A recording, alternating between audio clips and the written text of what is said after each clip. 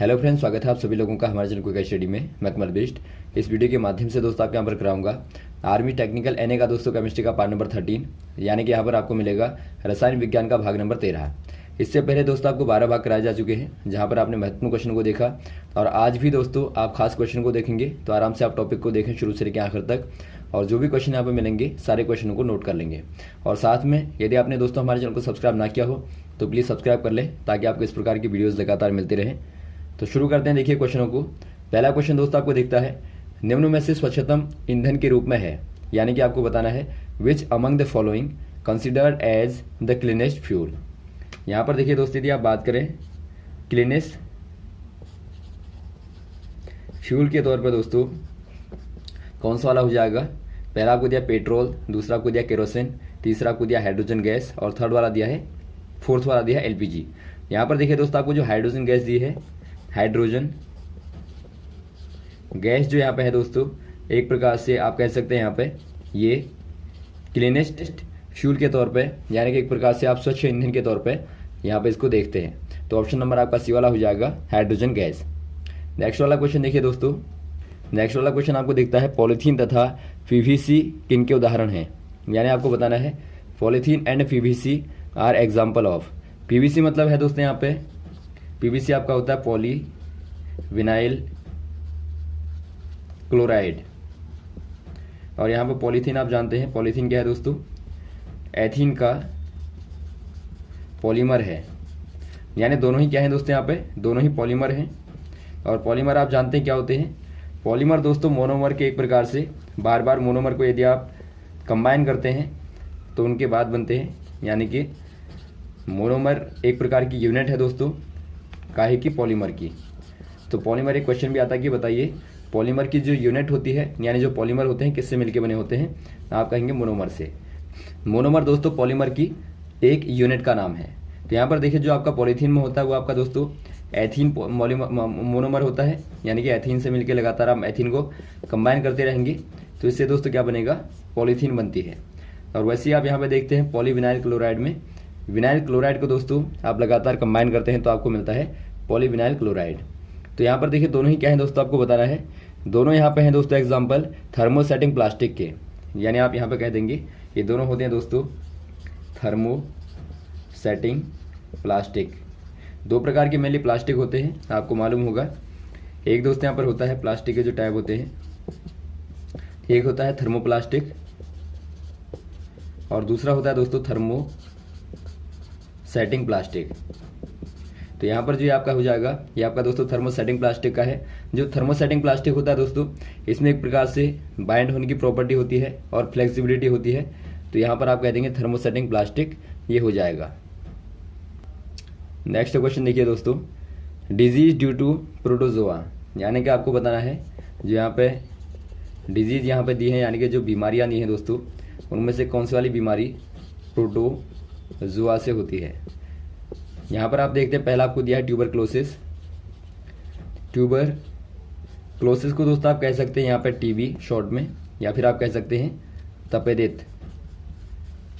तो यहाँ पर देखते हैं दोस्तों आपका जो तपेदिक होता है वो बैक्टीरियल इन्फेक्शन होता है, यानी कि बैक्टीरिया से होता है दोस्तों, यानी कि जीवाणु से होता है, जो कि आप देखते हैं ट्यूबरक्लोसिस का दोस्तों बैक्टीरिया होता है। तो आपका पहला वाला तो होगा नहीं। सेकंड वाला आपको दिया है चिकन पॉक्स। जो चिकन पॉक्स होता है दोस्तों एक प्रकार का वायरल इन्फेक्शन होता है, यानी कि वायरस से होता है, यानी दोस्तों आप कहेंगे विषाणु से होता है, विषाणु यहाँ पर आप कह देंगे। तो यहाँ पर दोस्तों क्या हो जाएगा, ये भी आपका होगा नहीं, यहाँ पर आपका वायरस होगा। और अगला दिया है आपको मलेरिया। मलेरिया दोस्तों आप जानते हैं किससे होता है, ये आपका दोस्तों मादा, यानी कि फीमेल एनाफ्लीज मच्छर के, यानी कि मॉस्किटो के काटने से होता है। और ये दोस्तों एक प्रकार से प्रोटोजोआ से होता है, यानी ऑप्शन नंबर आपका सी वाला हो जाएगा, प्रोटोजोआ से दोस्तों मलेरिया होता है। और वैसे आपको नेक्स्ट वाला दिया है पोलियो। पोलियो क्या होता है दोस्तों, पोलियो एक प्रकार का वायरल इन्फेक्शन है, यानी कि वायरस के द्वारा होने वाला रोग होता है, यानी ये भी दोस्तों विषाणु जनित रोग होता है। तो यहाँ पर आप ध्यान देंगे ये आपका विषाणु हो गया, ये प्रोटोजोआ विषाणु, और ये जीवाणु। तो बीमारी के क्वेश्चन आते हैं दोस्तों कि बताइए ये वाली बीमारी कौन से वाले जीवाणु से, विषाणु से या प्रोटोजोआ से होती है।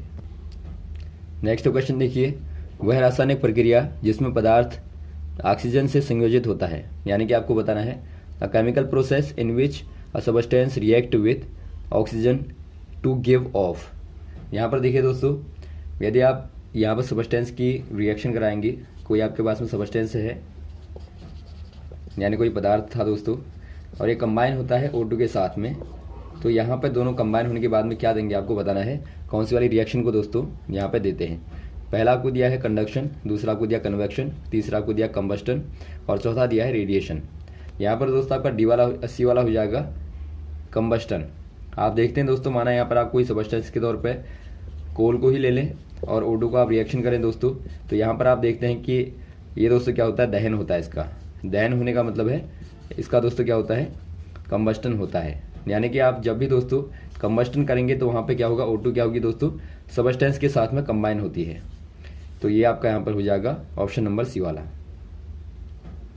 अगला क्वेश्चन देखिए दोस्तों, पॉलीकोट में दो प्रकार के रेशे होते हैं, आपको बताना है कौन से हैं। यानी कि polycot is made by mixing two type of fibres namely.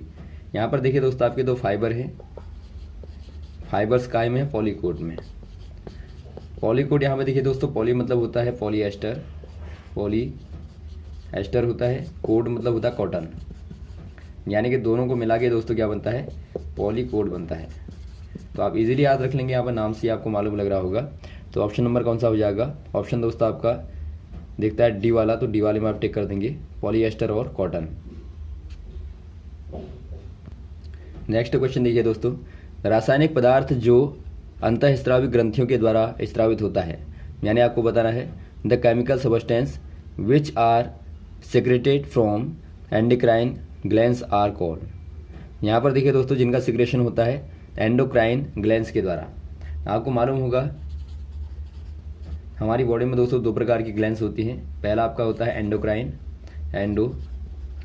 Glands, यानी कि इनको आप बोलते हैं अंतःस्रावी ग्रंथियां, और सेकंड होती हैं दोस्तों एक्सोक्राइन ग्लैंड्स, जो क्या करते हैं दोस्तों, इनको आप बोलते हैं बाह्य स्रावी ग्रंथियां। इनके लिए दोस्तों एक प्रकार से जाने के लिए वाहिकाएं होती हैं, रास्ते होते हैं। जो एंडोक्राइन ग्लैंड्स होते हैं मेनली हार्मोन्स का दोस्तों सिक्रेशन करती हैं, यानी आप कह देंगे हार्मोन का दोस्तों स्त्रावण करती हैं। तो यहाँ पर आपको दिया गया है ऑप्शन नंबर कौन सा दिया आपको, सी वाला दिया है दोस्तों। यहाँ पर आप हार्मोन में टिक कर देंगे, यानी जो आपका एंडोक्राइन सिस्टम होता है पूरा दोस्तों मेनली हार्मोन का ही सिक्रेशन करता है। और एंडोक्राइन में क्या खासियत होती है, इनमें दोस्तों एक प्रकार से पास नहीं होता। मान लीजिए हार्मोन को ले जाना है तो उसके लिए दोस्तों प्रॉपर पाथ या फिर आप इनको कहते हैं वाहिकाएं, तो वाहिकाएं नहीं होती हैं, बल्कि ये दोस्तों ब्लड के माध्यम से, यानी कि खून के माध्यम से, रक्त के माध्यम से दोस्तों हार्मोन को वहाँ पे पहुँचाता है, रिलीज करता है।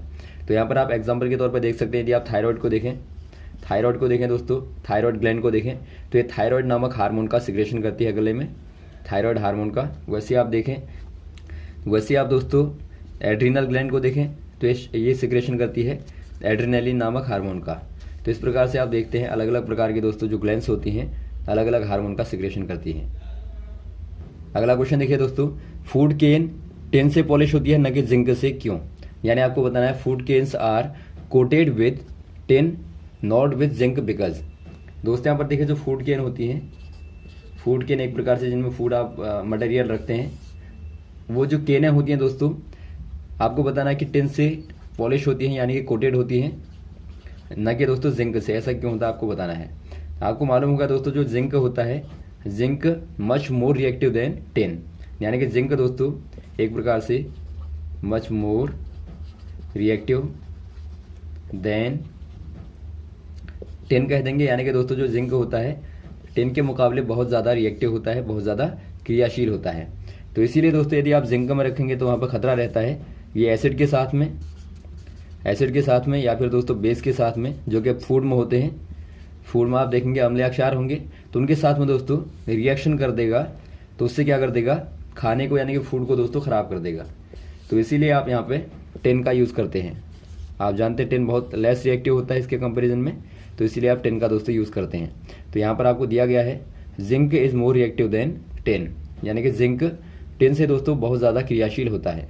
तो ऑप्शन नंबर आप सी वाले में टिक कर देंगे, ये वाला। अगला क्वेश्चन देखिए दोस्तों, निम्न में कौन सा संयुग्म सही है, यानी आपको बताना है which one of the following pairs is correctly matched. यहाँ पर आपको पेयर देखने हैं दोस्तों, और कौन सा वाला करेक्टली मैच्ड है आपको बताना है। तो यहाँ पर देखिए दोस्तों, आपको ऑप्शन नंबर सी वाले में दिखता है जिंक फॉस्फाइड, जो कि आपको यहाँ पे दिया है दोस्तों रेड पॉइजन, यानी कि यहाँ पर आपको दिया है जो चूहों को मारने वाला विष होता है दोस्तों, वो आपका होता है जिंक फॉस्फाइड। तो यहाँ पर आप देखते हैं जो आपका सी वाला है ये करेक्टली मैच्ड है। तो यहाँ पर आप कह देंगे दोस्तों सी वाला जो होगा वो राइट होगा। जिंक फॉस्फाइड चूहों का विष यानी कि रेड पॉइजन के तौर पर यूज में आता है। अगला क्वेश्चन देखिए दोस्तों, which statement is not correct, यानी आपको बताना है कौन सा वाला स्टेटमेंट या फिर आप कहें कथन दोस्तों सही नहीं है।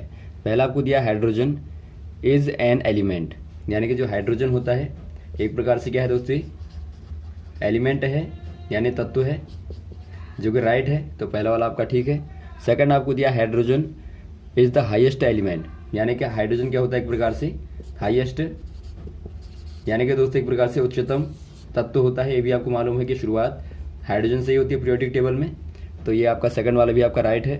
थर्ड वाला आपको दिया है हाइड्रोजन हैज़ नो आइसोटोप्स, यानी कि आपको बताया गया है कि हाइड्रोजन के पास में कोई आइसोटोप यानी कि समस्थानिक नहीं है। आप देखते हैं दोस्तों हाइड्रोजन के पास में 3 आइसोटोप होते हैं। आइसोटोप्स कहने का मतलब है समस्थानिक। समस्थानिकों में क्या होता है दोस्तों, इनमें सेम नंबर ऑफ प्रोटॉन होता है, यानी कि प्रोटॉनों की संख्या या फिर आप कहें दोस्तों जो एटॉमिक नंबर होता है वो सेम होता है, लेकिन जो एटॉमिक वेट होता है डिफरेंट होता है। यदि आप हाइड्रोजन को देखें दोस्तों, इसके पास में मेनली नेचुरली जो अकरिंग आइसोटोप होते हैं, तो आप यहाँ पर कहेंगे hydrogen have 3 naturally occurring isotopes. यदि आप इनके नाम देखें दोस्तों, बार बार पूछा जाता है 1H1, 1H2, 1H3। पहला आप कहते हैं प्रोटियम, सेकंड वाला आप कहते हैं ड्यूटेरियम, थर्ड वाला आप कहते हैं दोस्तों ट्राइटियम।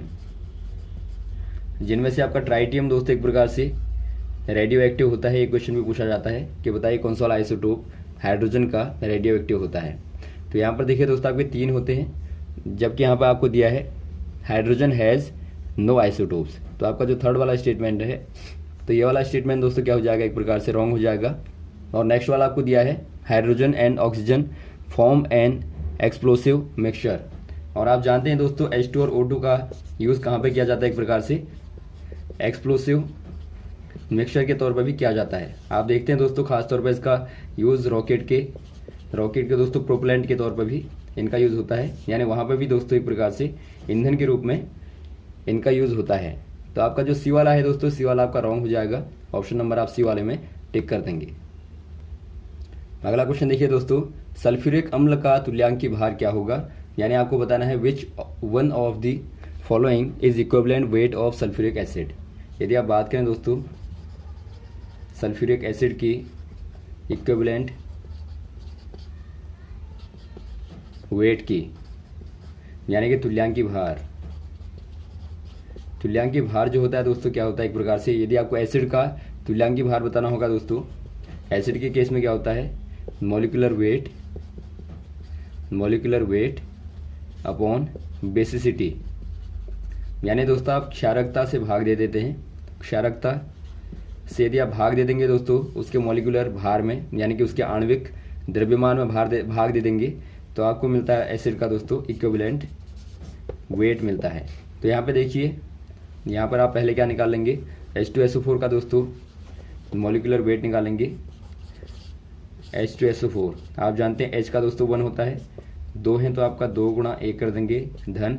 S का दोस्तों 32 होता है मॉलिक्यूलर मास वेट, तो यहाँ पर आप 32 कर देंगे, और प्लस 1 O का दोस्तों 16 होता है, तो 4 हैं तो 4 गुणा 16 कर देंगे 16 कर देंगे। तो इनको आप जोड़ें 2 धन 32 और धन 64, इनको जोड़ने पर दोस्तों आपको मिलेगा, इनको दोस्तों आप जोड़ेंगे तो आपको मिलेगा 98 यानी 98 यहाँ पर मास मिलेगा।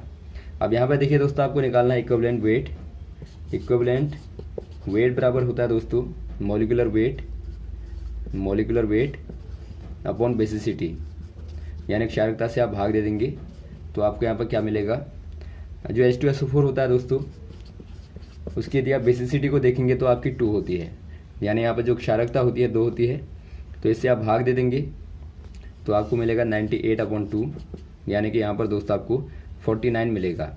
यानी यहाँ पर आप कह देंगे दोस्तों 49 हो जाएगा, ऑप्शन नंबर डी वाला 49। अगला क्वेश्चन देखिए दोस्तों, हाइड्रोफ्लोरिक अम्ल को कांच में नहीं रखा जाता क्यों? क्योंकि ये क्रिया करता है। यानी आपको पूछा गया दोस्तों, hydrofluoric acid is not kept in glass bottles because it react. दोस्त यहाँ पर देखिए, जो हाइड्रोफ्लोरिक एसिड है, आप इसको HF कहते हैं दोस्तों, ये एक प्रकार से बहुत ज़्यादा डेंजरियस एसिड होता है, यानी कि डेंजरियस एसिड आप कहेंगे दोस्तों, बहुत ही घातक होता है, बहुत ज़्यादा रिएक्टिव होता है।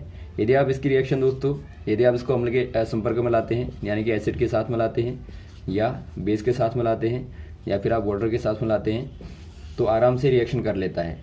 तो यहाँ पर आपको पूछा गया दोस्तों, ग्लास में क्यों नहीं रखा जाता? तो ग्लास के साथ भी दोस्तों रिएक्शन कर लेता है। आप जानते हैं ग्लास में क्या होता है दोस्तों, मेनली SiO2 होता है, यानी कि सिलिका होता है, सिलिका कहें या फिर आप सिलिकॉन डाइऑक्साइड कहें। तो SiO2 के साथ में दोस्तों क्या कर लेता है, रिएक्शन कर लेता है। यहाँ पर देखिए, यदि आप HF की रिएक्शन कराएंगे SiO2 के साथ में, तो यहाँ पर बनता है H2SiF6, इसे आप कहेंगे दोस्तों हेक्सा फ्लोरो सिलिसिक एसिड, और साथ में बनता है SiF4, यानी आप इसको कहेंगे टेट्रा सिलिकेट। तो यहाँ पर आप देखते हैं दोस्तों, ये आपका इस प्रकार से रिएक्शन करने के बाद में, कांच के साथ में रिएक्शन करने के बाद में इसको एक प्रकार से इस फॉर्म में कन्वर्ट कर देता है, यानी इसको दोस्तों एक प्रकार से अलग ही सबस्टेंस में कन्वर्ट कर देता है।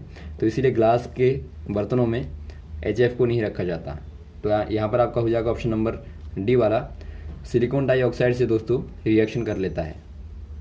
अगला क्वेश्चन देखिए दोस्तों, from which mineral is radian obtain, यानी कि आपको बताना है कौन से वाले मिनरल से दोस्तों, कौन से वाले मिनरल से यानी खनिज से दोस्तों आपको बताना है जो रेडियन होता है, रेडियम ऑब्टेन होता है, यानी कि प्राप्त होता है। रेडियम आप जानते हैं दोस्तों क्या है, एक प्रकार से रेडियो एक्टिव सबस्टेंस होता है या फिर आपका एलिमेंट होता है। और आप जानते हैं दोस्तों, इसकी जो खोज की थी 1898 में किसने की थी, मैडम क्यूरी ने की थी, मैडम क्यूरी ने की थी। और मैडम क्यूरी ने दोस्तों इसको पिच ब्लेंड से प्राप्त किया था। किससे प्राप्त किया था, पिच ब्लेंड से। तो यहाँ पर आप कह देंगे ऑप्शन नंबर कौन सा हो जाएगा, सी वाला हो जाएगा दोस्तों, पिच ब्लेंड यहाँ पर आपको दिया है, तो पिच ब्लेंड से ही रेडियन को प्राप्त किया जाता है। ऑप्शन नंबर सी वाले में आप टिक कर देंगे। और पिच ब्लेंड के साथ में दोस्तों यूरेनियम भी होता है, और आप जानते हैं यूरेनियम का ही दोस्तों एक प्रकार से डीके होने के बाद आपको क्या मिलता है, रेडियन मिलता है। तो ऑप्शन नंबर आपका हो जाएगा सी वाला। तो यहाँ तक दोस्तों आप क्वेश्चन को तैयार करें और बाद में आपको लगातार क्वेश्चन बताते रहेंगे, हमारे साथ भी बने रहेगा। ओके, थैंक्स, जय हिंद, जय भारत।